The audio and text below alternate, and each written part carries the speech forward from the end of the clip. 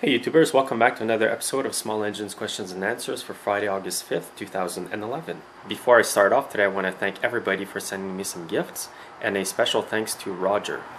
Here's an old Aaron's tractor that I took the motor out of to put in this tractor here.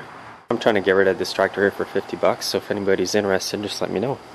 My first question today, a YouTuber asked me, when I go to put the clutch drum back in my chainsaw, I can't get it past that round spring. The round spring that I'm referring to is this one right here. As you can see, it goes all around the clutch drum. What that spring is for the chain brake. So when you apply this lever forward, it's going to lock the clutch drum here.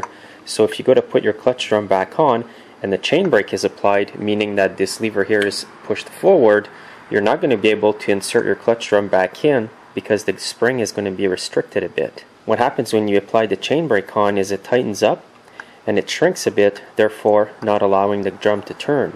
So in that case, if you're trying to put your clutch drum back on, it wouldn't fit because the spring would be smaller or restricted. Some other chainsaws, the chain brake assembly is going to be inside the clutch cover. So if that were the case, you just apply the same principle as I showed you on that chainsaw.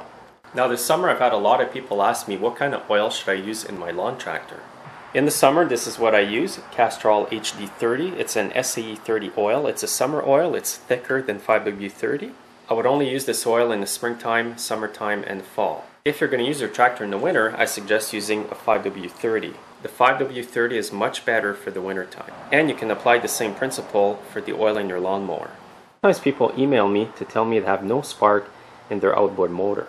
I'll just show you a few things that could be the culprit. Now this is an Evinrude 15 horsepower engine. It's going to be pretty well the same as the 9.9. And this engine here is a 1988, so it has no points underneath the flywheel. It just has some kind of little coil under there. And if you have no spark at both spark plugs, usually the power pack here is the culprit.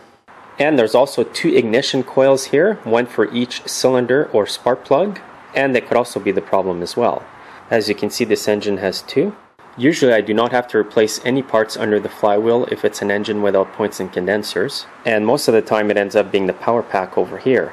I replaced one the other day and it ended up costing 120 bucks, but the engine ran really good after that. Another tip for this engine, if you have the electric starter option, sometimes the electric starter will stop working. If that happens to you, make sure that the cables going out of the motor to the battery are in good condition. Sometimes what happens is right underneath this part here of the engine, the cable will crack inside the cable and not have contact anymore with the wires inside, and your starter is not going to work. So before you replace your starter, just take this bolt off here. There's a little clip holding the two cables.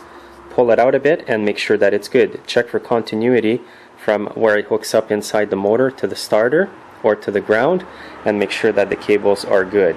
The positive cable here hooks underneath the starter over here, so you would have to take off the flywheel to get this bolt off.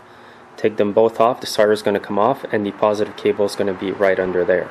And the negative cable, which is the black cable, goes under here. It would be best to take off this plastic cover here. Once this cover's off, there's going to be two slotted screws to take off. The whole plastic breather box is going to come off. And now you can access the end of the negative cable. Right down here where my finger is, you can see a 7/16 bolt there. Now if you have power going to your starter and it still won't work, then you know you need to replace the starter. But always eliminate little things like that because it's much cheaper than buying a new starter. A lot of people ask me, how do I know if my outboard motor is cooling itself? Well, usually on these engines you're going to see a small hole right underneath the engine right here. And on this motor here, you're going to see the water come out of this little hole right here. Actually, I'll show you a clip of the motor when it's actually running in a barrel and where the water should be coming out. There it is right here.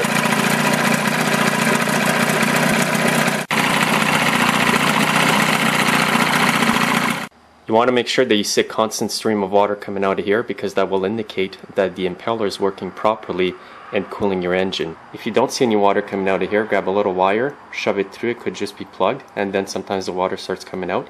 If you do that and the water still will not come out, then you need to check the impeller down here in the lower end unit.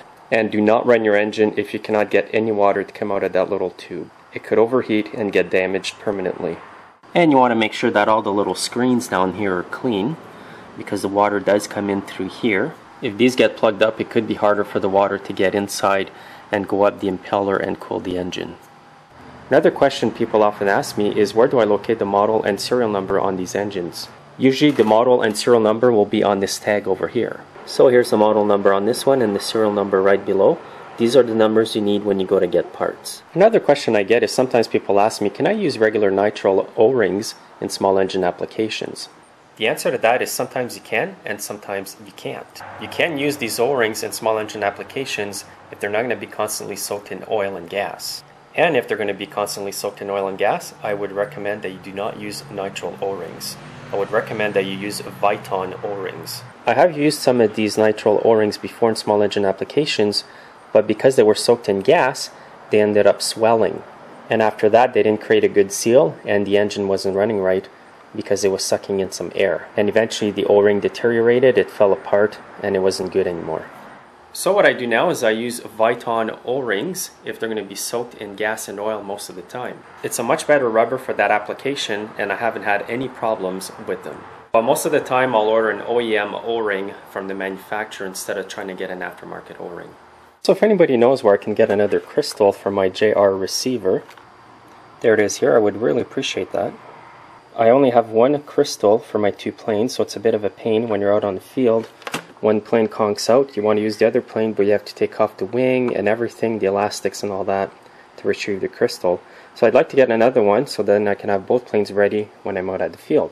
So again, it's a number 60, and there's the specs, and it's for a JR receiver. Anyways, that'll be it for this week's Q&A. Thanks for watching, and we'll see you next Friday.